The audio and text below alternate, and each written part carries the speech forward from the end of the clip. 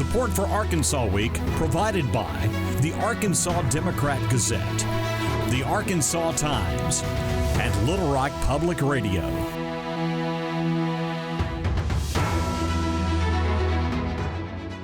Hello again, everyone, and thanks very much for being with us. In only days, tens of thousands of Arkansans who had enjoyed a break from their student loan payments will once again be confronted with the cost of their education. In a moment, what that will mean to them and maybe the larger economy. And education news of a different sort, the imminent arrival of the professional schools that aspiring dentists and vets in Arkansas had to leave the state to obtain. But first, can the chaos of a federal government shutdown be avoided? And if not, how much chaos in our state? We're joined up top tonight by Representative Steve Womack of Arkansas. Womack of Arkansas, the former chair of the House Budget Committee, now senior member of the Appropriations Committee. Congressman, thanks very much for being with us. In terms of a government shutdown and for the benefit of our audience, just moments ago, the House defeated a rule very much sought by the Speaker that prevented, for the second time, a military spending bill coming up. This was supposedly in the bag. Sir, what's going on? Nothing's in the bag here anymore. Just when you think you've got agreement, something happens and attitudes change. And, you know, Steve, I likened it earlier today in a media swarm like a soap opera. And every single day, and sometimes multiple times a day, the episode changes a little bit. And we're struggling right now. The House majority, as you know, is about 221 strong. You got to get 218 for anything. So 4 people can stop things in its tracks here in Washington, and often do anymore. There are some really strong feelings about certain issues and top-line spending numbers and on and on and on. But at the end of the day, the governing majority, as you well know, in all of your years covering politics, majorities have a job to do. They have to lead, and they have to govern. And we are struggling to be able to lead and govern right now. And the end result of it all is that our country is kind of stuck right now. And we've only got a few days left before the end of the fiscal year. You know, for people watching, our fiscal year begins on October 1. So on Sunday, we'll enter a new fiscal year. And unless we do something between now and then, things that we've been trying to do, we could have a lapse in appropriations. Now, that doesn't mean everything shuts down. It just means that only essential services of our government, things like national security, food safety, and air traffic control, those kinds of things, they'll continue. So we won't compromise the safety of people. But there are a lot of things that are funded by the government that our people rely on that could indeed be compromised beginning next Sunday. Well, Mr. And Womack, so that means, if I can ask, who is in the leadership now? Apparently, it's not Mr. McCarthy. Apparently, it's not the Speaker. Yeah, you know, it's a good argument. It's a good point, because what you expect out of your leadership team is to call the play in the football vernacular, call the play, and then inspire all of the members to block their assignments and get that play accomplished. But right now the play clock's running. A few days left. We're still kind of scrambling on the sideline trying to call a play. We don't have any timeouts left, and we're behind. And so that's about the simplest way I can put it. But I think what you bring up, Steve, is a valid point. Who is running the conference? And right now, it's about 4 or 5 people. It's about 4 or 5 people who have angry intentions and sometimes nefarious objectives. In some cases, it's personality driven. In other cases, it's just asking for things that you know you can't get and really shouldn't get in divided government. But these 4 or 5 people have kind of got things kind of stuck in the mud right now. Let me offer a quote, sir, that perhaps you haven't seen, and apparently this came from Speaker McCarthy just a few moments ago. He complained of what he called, sir, a quote, and I'm quoting, a new concept, individuals who just want to burn the whole place down. You concur with that? I do. And that's a good way to put it. These are individuals that come from, Steve, you know this, they come from ruby red districts. In other words, they're going to be reelected. There's no real challenge politically to them. They can take this position and they can represent this kind of viewpoint, and they can hold the rest of America hostage. Indeed, right now, holding the GOP majority hostage, and not suffer any political consequences. In fact, in many cases, they get rewarded for it. In some cases, they even fundraise off of it. So that's the tragedy of it. But you know what? I have to respect the will of the voters in those districts. They sent those members up here.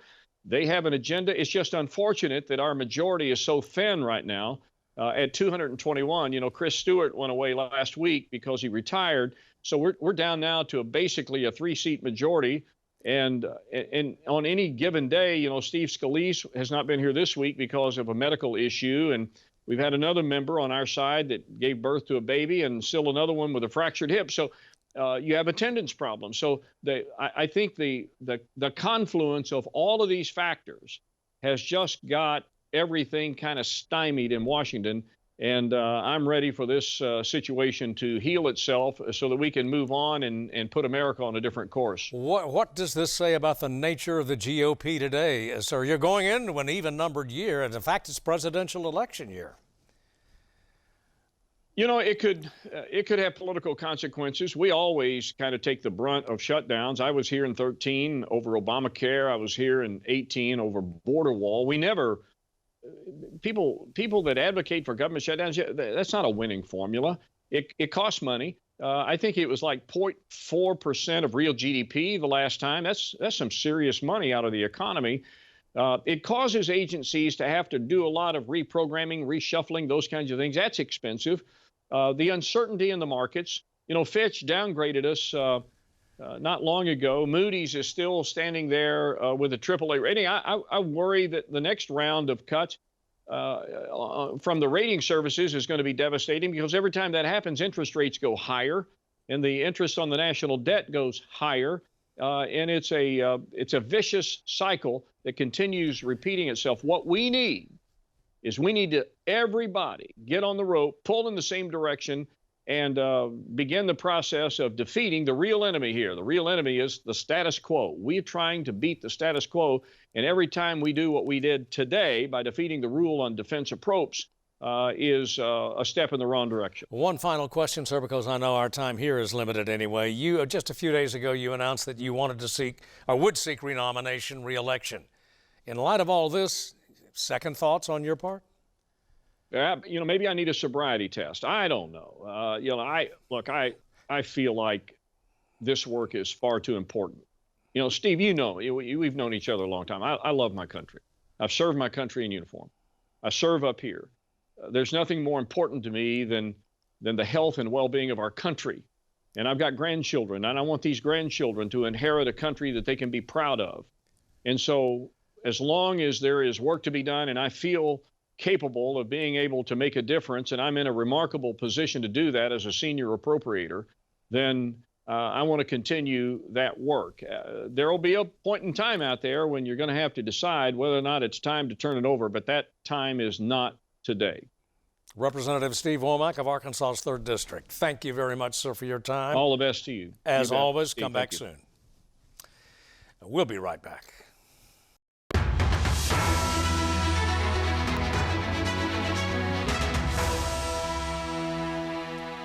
And we are back. For student debtors, the pandemic brought some breathing room. Payments for college and university loans for any kind of post-secondary ed, those payments were postponed, suspended, frozen until October 1st. So for the almost 10% of our state's population, for the more than 300,000 Arkansans, collectively carrying $13 billion in student loans, well, the holiday is just about over. The impact on them ought to be obvious, but are there some implications for our larger economy? Here's Dr. Mervin Jebaraj of the Business and Economic Staff at the University of Arkansas joining us now. Mervin, thanks very much for coming aboard as always. I mean, this could be a real bite out of a lot of Arkansans' monthly paychecks, budget. Yeah, I mean, you've mentioned some statistics there at the top of the question there. More than about 350,000 Arkansans have student loans. While there were several forgiveness programs in the works, none of which actually panned out, a significant number of them would have qualified for those forgiveness programs, but nonetheless, they're all going to have to pay something starting October 1st. The impact, we're still waiting to see what will happen. Obviously, it's about a car payment for each of these families carrying student loans, but there are so many forgiveness programs still available. There are payment programs still available, all of which these families have to apply for to avail themselves of. So depending on how many of them qualify and apply for those programs, we'll have to wait and see what the real impact of resuming these payments are. What about on the larger economy? Are we talking about debt or monthly liabilities that could have a significant impact on the larger economy? Well, so during the pandemic, when we paused payments, a lot of these households were able to use those payments to save money to buy a house, put down, significant down payment to buy a house. That is obviously not the market now with mortgage rates this high. People are not really clamoring to get out there and buy houses. So it's probably not going to impact that segment. That segment has already seen an impact from high interest rates. So where you're going to see the impact is on discretionary spending. So outside of things like grocery and shelter and gasoline and things like that, we've seen a lot of spending in the last year or two, especially since most pandemic restrictions were lifted on things that people didn't do, go on holidays, go to a lot of concerts. So we've seen a lot of spending on concerts for marquee artists. Revenge spending, I've heard it called. Exactly, and so much so that spending on going to Taylor Swift and Beyonce concerts significantly moved GDP figures this year. So that's where you're going to see a significant downturn in expenditures. To be fair, both those concerts are now over, so that's probably going to contribute to that as well. Well, I'm the grandfather of two Swifties, so I don't know what their plans are. But let's stay with interest rates for a second. The Fed is now frozen them, no more holding interest rates where they are for right now. Bank of England did the same thing. What's likely going to be the impact? Are we just in a holding pattern here? Are we still fighting, the impact of inflation? Right. I think we can all agree that inflation has significantly declined, at least the rate of inflation increases have significantly declined since last year. So last year was north of 8%. Now it's about 3.5%. A good portion of the remaining inflation is in shelter prices, which will decline over the rest of this year. But what we're seeing happen now is that gas prices are starting to go back up, and that is likely to stay high through the rest of this year. So the Federal Reserve has threatened one more rate increase. If you look at their voting and their minutes, it looks like there are 12 members that are in favor of one more rate increase this year, and 7 that are in favor of staying where they are. The Federal Reserve tries to work by unanimous consent, so we'll see if the 7 can be brought along to that rate increase. I think there seems, at least in my personal opinion, there seems to be enough momentum in trying to reduce inflation. Yes, it hasn't come down to 2.5% where the Federal Reserve wants it, but I think we're heading in that direction, and the rates are actually significantly high, and probably one more rate increase is just asking for trouble given everything else that is going on. And as you alluded to a second ago, the impact on on housing sales, not just forget new construction, but just on sales of existing housing. Inventory is pretty tight too. Yeah, I mean, so you're looking at something north of 50% of households that currently have a mortgage have one that has lower than 4%. Close to 80% of all outstanding mortgages have an interest rate less than 5%. So the current mortgage rate being close to 7%, pretty much everybody that would move in any normal year just within their city or within their county is very unlikely to do so, because in many cases they're able to sell the house for the price that they want. But if they buy another house in the same area, they're going to be paying a lot higher in monthly payments because of the mortgage rate. So that's taken a huge chunk of the market out. Right. Thanks so much for being with us. As always, come back soon. Thank you. And we'll be right back.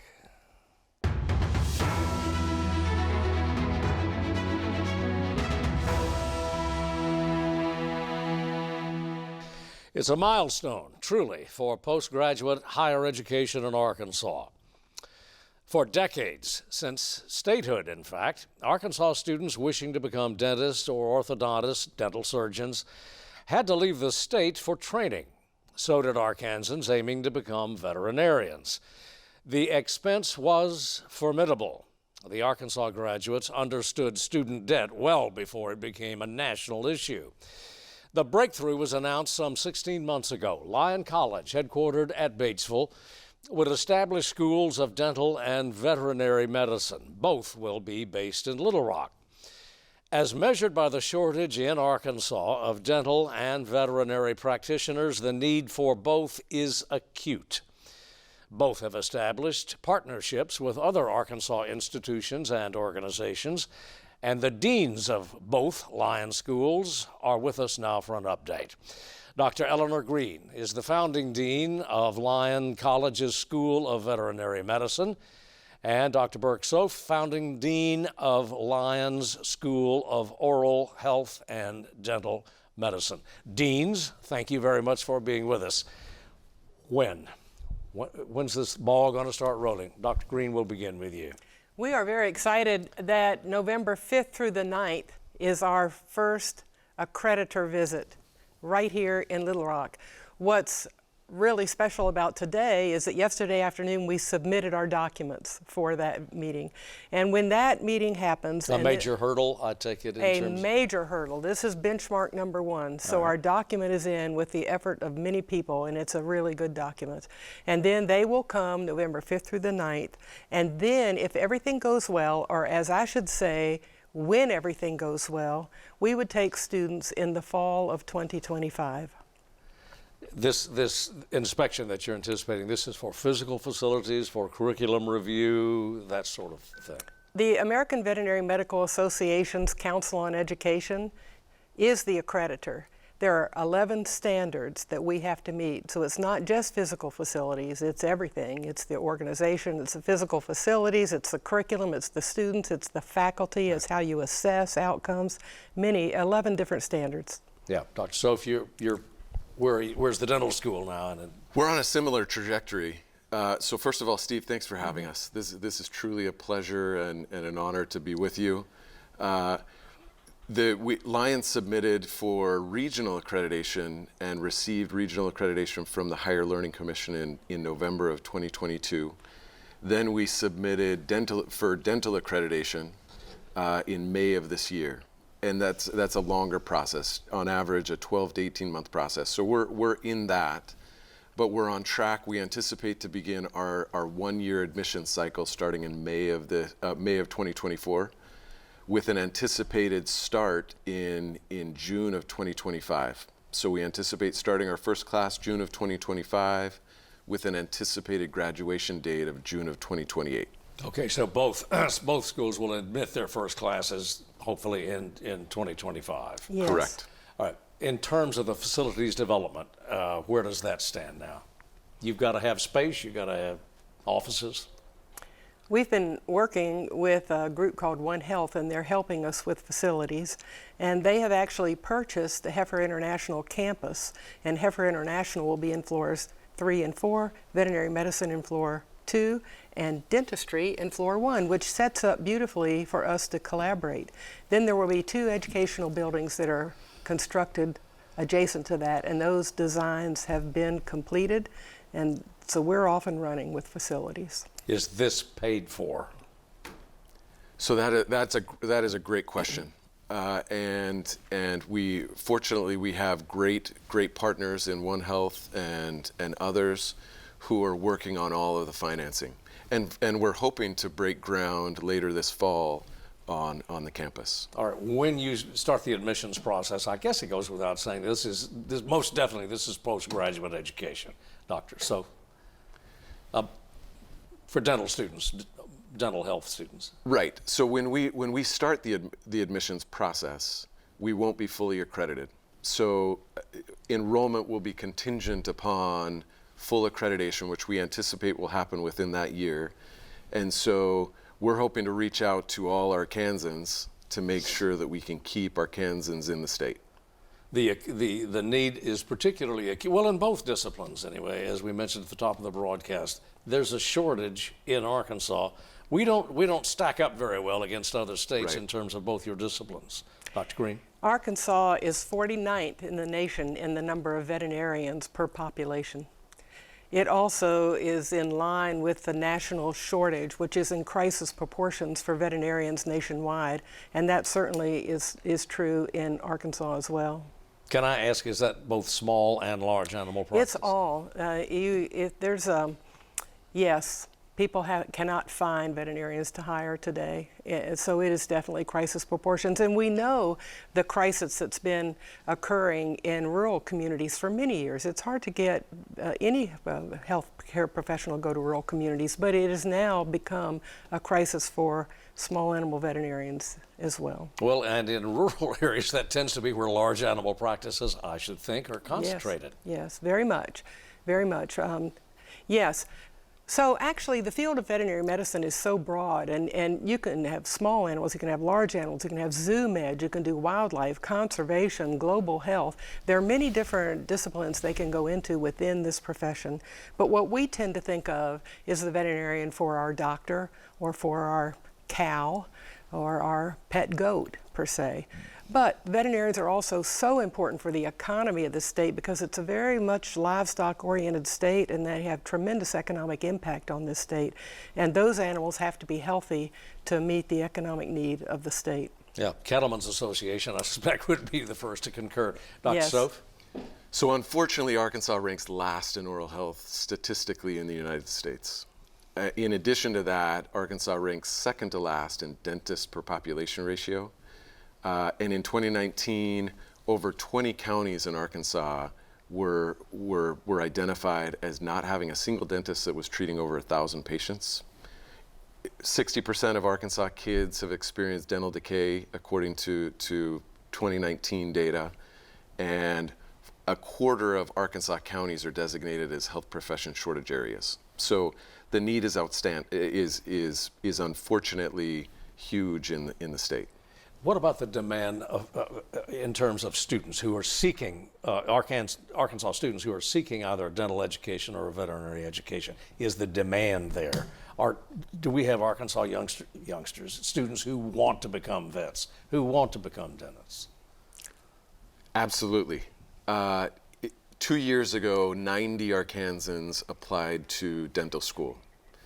65 were accepted to dental schools outside the state. So there's a huge demand for dental professionals or for students seeking to become dental professionals in the state. Would that number be consistent with what you anticipate in terms of an enrollment, what you would hope for in terms of an enrollment? Really good question. We want to, based on what I just mentioned, that Arkansas ranks second to last in dentist to population ratio, we want to make sure that we meet that need. And we want to make sure that we keep Arkansans in the state to serve those that need it most. And enrollment on the veterinary side, doctor? Our numbers are very similar to dentistry.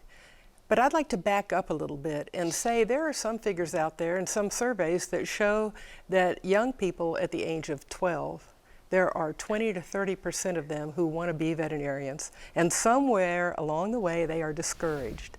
And they're told things like, it's too hard to get into veterinary school, or you could make more money doing something else. And so what we've got to do now is allow our young people to reach their dreams and pursue their dreams and encourage them to do so. And then they will be able to enter veterinary school, stay at home in Arkansas, and hopefully come back to Arkansas. We're planning on taking 120 students, so that will be 120 new veterinarians every year that hopefully will stay in Arkansas. Well, when the application process itself, when can they apply? When can they get that ball rolling on their end? So typically, you apply the fall before you enter. So if we're able to hit this mark, or should I say, when we hit that mark in 2025, they would send their applications in the fall of 2024. 24. Doctor? May of 2024, and that's tricky because in dental education there's a centralized application service, but we cannot be in that centralized application service when we're not accredited. So the first year and potentially the second year, we will have our own application service that we're doing we're really trying to get the word out to prospective dental students that they're applying outside of that centralized application service, which we anticipate to begin May 2024. Good luck to both of you. Dr. Green, Dr. Soffe, thanks very much for being with us. Thank you so much. Thank you. And that does it for us for this week. As always, we thank you for watching and see you next week.